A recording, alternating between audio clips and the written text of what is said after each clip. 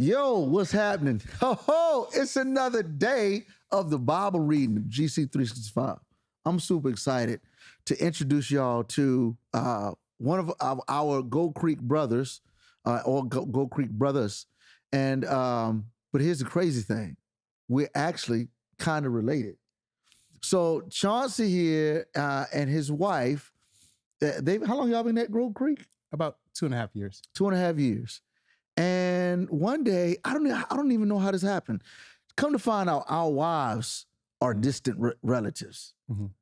And that's amazing. So I'm like, man, I got family in Gold Creek. What?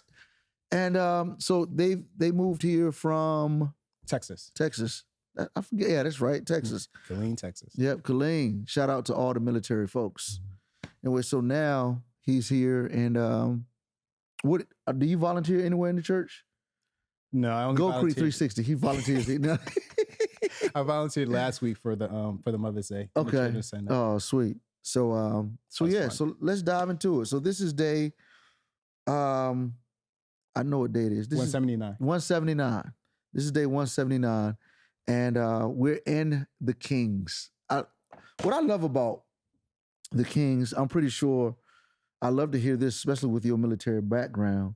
How you get into the Kings, because I'm always thinking about the Kings reflecting on my life as a leader and watching the decisions, most of them horrible decisions, but I'm always looking at decisions that I need to make or decisions that I need to avoid.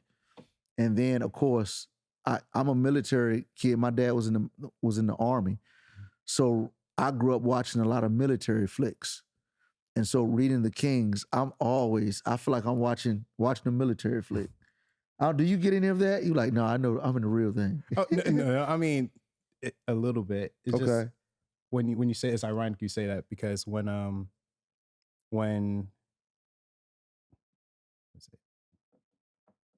the part where they was talking about shooting the arrow out the window, I was thinking, I'm like, well, first, wait, is it clear out there? Is somebody going to get hit out there? You know, is he watching where he's going to shoot this arrow? What's the rules of engagement? It was a couple of things that was running through my mind, but the Lord I think has a sense of humor with me when it comes to certain things. It's like I'm like Bobby's World. I kind of drift off, and it's like, wait a minute, what happened here? But so you logistics. I am logistics. Yeah, absolutely. You can tell that giftedness right there. That's so since you mentioned the arrows, man, this is. For me, this is super. I can't tell you how many times I think about this. Because, King runs to Elijah like, man, they coming to get us, dude. I see this. And Elijah on his deathbed said, man, come here, dude. Give me your bow and arrow. Grab your bow and arrow. Open the window. And he put his hand on it. And he shot him. And then Elijah's like, if you would have shot more, that's how many battles you would have won. Mm-hmm. And when I look at this, I think of things desires that I have. Mm-hmm. There are things, whether it's in particular, like financial and dreams. It's things that I want to do with comedy, businesses. It's, okay, you want to have this impact. You want to have this financial impact. You want to have this kingdom impact. Right. Why limit yourself? Right. And I'm always doing that. I'm trying to stop, so I shouldn't say always. But I always find myself limiting myself. And God's like, dude, if you would have put forth this effort or wrote this down, that would have happened too. That is so true. I got something similar out of that piece also. The fact that, when you have the Lord here with you and he's supporting you and he's giving you the check, like, all right, here's the blank check. Just write it out. And you're kind of like, well, it's almost like when somebody offers to pay for your meal. Yeah. It's like, all right, well, I'm not going to get the most top thing on the menu. I'm not going to get the, filet mignon or anything. I'm just going to get what's the smallest thing here? No, the Lord is saying that, all right, I'm going to provide for you. All you have to do is kind of leap out or just write it down. That's good. So that's what I got. So where do you think that comes from? I'm not sure. It's I don't know if it's natural, just to naturally limit yourself and just, having doubt, because, that's not of the Lord. Right. The Lord doesn't put doubt in you. So I don't know. I think it's just a natural thing. Yeah. because I've been doing a lot of work on this for myself for a couple of years now and wondering why I always do that. And I realized for me, it's that inferior complex. It's like the struggle with lack of worthiness. So and that stuff springs from childhood. It's nothing that anybody taught me. I just somehow caught it. Like we would go out, mom would say, don't eat the last. If it's something left, you don't eat the last of it. Or don't go in that house. And mom was, y'all don't act like you ain't never ate anything when you go to that house. Because mom, mom was trying to protect reputation. Very true. And so what happened with me, I instantly interpret that is I don't deserve to ask anything. I shouldn't. So then when it comes to the Lord, that mindset change. I mean, it transfers. No, you're right. You're right. And so now it's not just inferiority complex. It's we act like orphans. If the Lord's, the Lord invites us to sup at his table, to sit at his table. And I realize sometimes I come to the table like an orphan. Like I don't belong in the house. Right. So when God gives me that blank check, I feel like, one, I don't deserve to be here. And I kind of like, can you pass the mashed potatoes? Please, can I can. And the Lord's like, this is your table, son. Like, yo, you've been adopted into the family. You are heir to the throne. Right. Like, can you pass me the mashed potatoes? Give me the juice. No, you're right. You're absolutely right. Dude, that is so much what I'm trying to transfer and being that way in everything. It shows up, and I'm always like, yep, I'm acting like an orphan. That's true. That's true. Yeah. So shoot the arrows. Even, with my stand-up comedy and some of the pros like, I probably shouldn't. I don't belong on that stage. Like, bro, you asking God to blow this stuff up so you can do it? Like, bro, ask for it. Go after it. Create that video. Upload it on that platform. Why limit? I'm sorry. I'm like, no, you're right. We reading my mail. This is my stuff. You remind me of what you said earlier before. I think you preached it before that, like, if you're gonna doubt, then why even ask me? Because you don't have any faith in yourself that I would even do it. So if you're gonna doubt, then you keep it. I don't want it. But if you're gonna give it to me, give it to the Lord. Then I'll deal with it. And don't worry about it. Absolutely. So I remember when you said that, I was like, and I thought about it, and it's like, all right, if when it comes to certain situations in my life that if I'm doubting, then the Lord's like, all right, well, if you're gonna handle it, then you handle it. That's great. That's great. So I love for you all to, like, right now, I ask a question to y'all, straight to camera. What is it that you doubt? Like, where do you struggle with your arrows? If God gave you a blank check and said, write, what would you write down? Like, literally, if it was a financial check, what would you write? Why not 3 billion?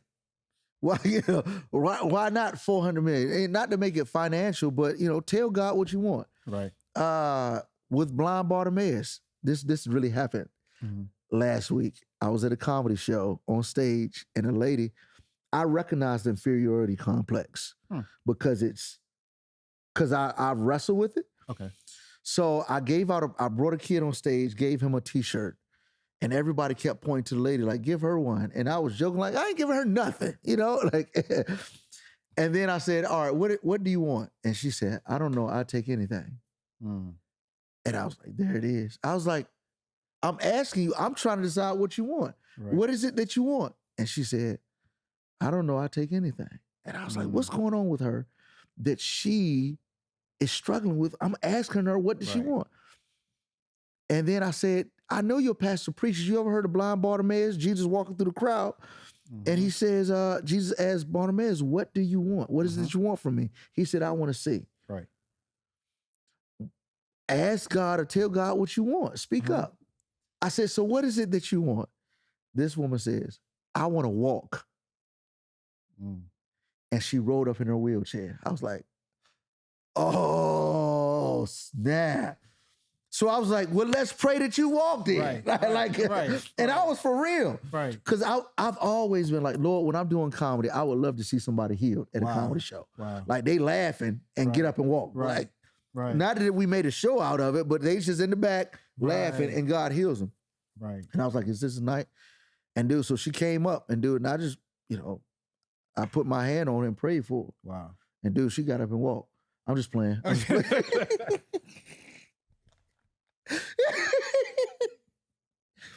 Yo, she didn't walk, man. Yeah. But in God's time, But I was like, hey, I prayed. And I'm like, hey, when God, make sure you come back to church and show us that you walk.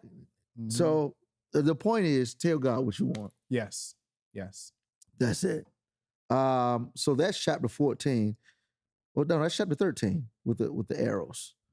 So let's jump to chapter 14. I don't know why I'm getting my numbers mixed up today. Man, as you look at just all this stuff, so I'll just if you got something, I don't know if you have anything out of this chapter, because mine is more towards the end. Anything stick out for you in verse 14? It don't have to. You don't. In Acts? No, 2 Kings chapter 14. Oh, 2 Kings. Well, yeah. The part that stuck out to me was chapter 13 verses 15 through 19. Oh no, that's the one we just did. 13:21, when the dead man's body touches Elijah's bones, and when that happened, I was just thinking in myself of, okay, what was going through this man's mind? Because, here it is, he went through death. He died. Yeah. Right. Now, I never died before. However, I'm assuming that it is very frightful, and you're going through all these emotions, and it's a lot to go with. So this person went through it all, and now somebody tosses his body into the cave, and his body just happened to touch Elijah's bones, and then he rose up and walked. I mean, he was revived and walked again. So what I was thinking of this gentleman, that I know if he was sinning before, he turned his life around. I'm almost positively sure that whatever he did before, he turned his life around and was doing something else. Yeah. And he was most likely on fire for God. Bruh. Because he's living again. Right. So what I got out of this was that I don't think we need, as a people, I'm going to say we, but I'm going to put myself in this. I don't have to die and then hope for me to live again, to be turned on for God, to be on fire for God. You don't have to die. And that's the piece I got out of that. Come on, sir. You better preach up in this piece, man. Oh, that's good, bro. Dude, that's good. I was going to say something, but go ahead. like, how do you follow that? It's not competition, but what I saw was, man, God hears, even in the midst of King Jehoahaz, in the midst of him making bad decisions, and the Lord allowing them to get beat up as a result of their bad decisions. God was using the enemies, allowing the enemies to beat him up just as a result of punishment. But in the midst of that, God heard him. Yeah. Yes. Just like in the midst of me making a bad decision and me suffering for it, I pray to God and God hears it. Yo. Yes. I mean, reading through this, I counted at least 3 times that the leaders were doing things that weren't in line with the Lord. Yes. And I know, again, put myself in the boat. I know many times that, I follow the crowd. Yeah. And then following the crowd resulted in sin. And then, once you're far enough down that road of trouble, I know who to turn to. Yeah. Because it's like, you know what? Nope, that's not where I need to be. And I turn to the Lord. And that's how I see that happen here. It was like, you know what? The enemy is beating me down. Right. But I know, I was doing stuff that wasn't in the light of the Lord, but I know I need to touch the Lord. And then, like you said, he answered his prayer. And then there is the adopted mindset as opposed to the orphan mindset. Like, if I mess up, I know who my daddy is. Right. I go to my daddy, even though I messed up. Right. Yo, my daddy can fix it. Right. Daddy, I messed up. And this is what I do sometimes. When I messed up, I'm like, wait, if my kids came to me saying, Dad, I messed up. Right. Can you help me? And I got the ability to fix it. we gonna go fix this thing. Come on, let's go get it. Right. And if I'm an earthly father and I want to do that, why wouldn't the heavenly father do that? Right. And so I say to y'all, like, let this Bible become real in your life. If you've messed up, just ask God to fix it. Cry out to him. And that's why Jesus came as we move to the New Testament. In Acts, you had this dude, Apollos, who was preaching and he was communicating. And what I love about it, like, he was preaching some good stuff, but it was some stuff that was missing. He was killing the Old Testament. Yes. But like, bro, it's some New Testament you need to get up on. A little bit. Which is what you like. Yeah, I like that, the fact that the ladies kind of brought him aside. Yeah. You know, didn't publicly humiliate him like, hey, So you're good. missing something. But, and I think that comes with being mature and being humble. That is like, you know what? You don't have to be the person in the spotlight. So I'm going to bring you to the side, and it's like, all right, let me give you some more tools in your tool bag for you to use. Not to beat him down, to say, you know what? Psh, that was horrible. Right. Or critique him. It was just sometimes you need a little encouragement. Absolutely. And, you need somebody to turn you to the right direction sometimes if you're kind of wearing off. So I like what it says that, here it is in verse 25. He had been taught the way of the Lord, and he taught others about Jesus with an enthusiastic spirit and with accuracy. However, he knew only about John's baptism. So he was teaching about John's baptism. They're like, yo, it's something else. So in comes this Priscilla and Aquila. Now, most people think it was like Aquila was a dude. Most people think it was, like I used to make this mistake all the time, like Priscilla and Aquila. Clearly, That was yeah. So, but the point stands is that,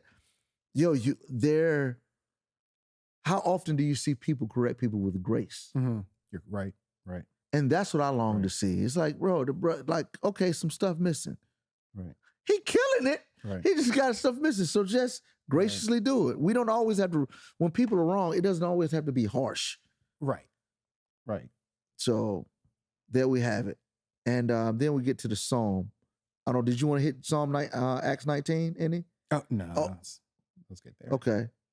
You see Paul killing it, which is what Paul does. And then the Psalm. I just always love the Psalms because it's what the Psalms do is help us when we emotionally down or help us emotionally get up. Like, hey, I sought the Lord, he heard me and saved me from all my troubles. In this Psalm, he says, let all that I am praise the Lord. And the idea is, I'm an expressive guy. Yes. And I'll never forget, I was at a relatively, an expressive church, but not off the charts expressive. And so Ty Tribbett, there's a gospel artist named Ty Tribbett. If you've never heard of him, look him up. Because my church, this predominantly African-American church, was great at worship, and praise and worship was great. But they always like, worship them, but don't go overboard.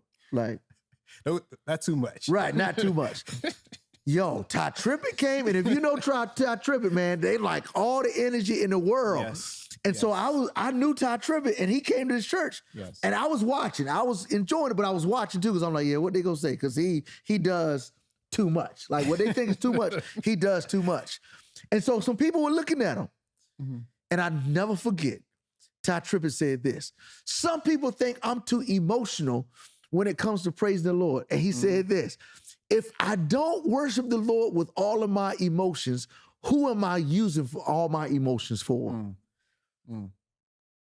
Because being reserved is emotional. Yeah. So if I refuse to express everything that I am, everything within me to the Lord, maybe I'm expressing my emotions to myself. And I'm a self-worshiper. So the idea here is like, get outside of your comfort zone, and everything that's in me, express the Lord's goodness to him. I'm sorry, I get too hyped. No. That's what we were talking about. Yeah. You have to do that. Yeah, absolutely. There's nothing wrong with that. And then he says, the other ones, don't put your confidence. Yeah. Go ahead, bro. No. You said it right there. Don't put your confidence in powerful people. there is not help for you there. Excuse me. I'm a little bit. It's all good. Yeah. And the reason why I wrote that down is because, again, 3 times these 3 leaders were doing things that weren't in the Lord's sight. And, sometimes they were looking back at, okay, my daddy always did it this way. My grandma always did it this way. Yeah. So now I got to do it this way. And, a lot of them, 16 years old, 25 years old. Right. So sometimes they look to, okay, well, it's always been that way, so I got to do it this way. But, you don't put your confidence in people. You got to put your confidence in your heavenly Father. Absolutely. Which goes down to verse 5. Come on, sir. It says, be joyful for those who have God, the God of Israel, as their helper, whom is the hope in the Lord of their God. In verse 6, it says, he made heaven and earth and the sea and everything in them, and keeps every promise forever. The Lord said he's going to love you, and, he'll never forsake you. So he's always there for you forever. So don't put your faith in, well, this leader did this, or this person did that, or my daddy did this, or my mommy did that. Not saying that they're not the right people in your life at that time. The Lord is there forever. Yes, sir. He created it all. Come on, sir. And the beautiful thing about this is what the Psalms do, because he keeps going. Yes. He gives justice to the oppressed. Boy, you can just read this and preach, man. The Lord frees the prisoners. The Lord opens the eyes of the blind. Yo, keep going and praising the Lord. That's why we're here. Keep on knowing that God can. And this psalm is showing you not to forget everything that he's done. Yes. God is a bright light. And that's why we uncoordinatedly wore these bright shirts. See y'all next time. Keep reading the scriptures. Peace.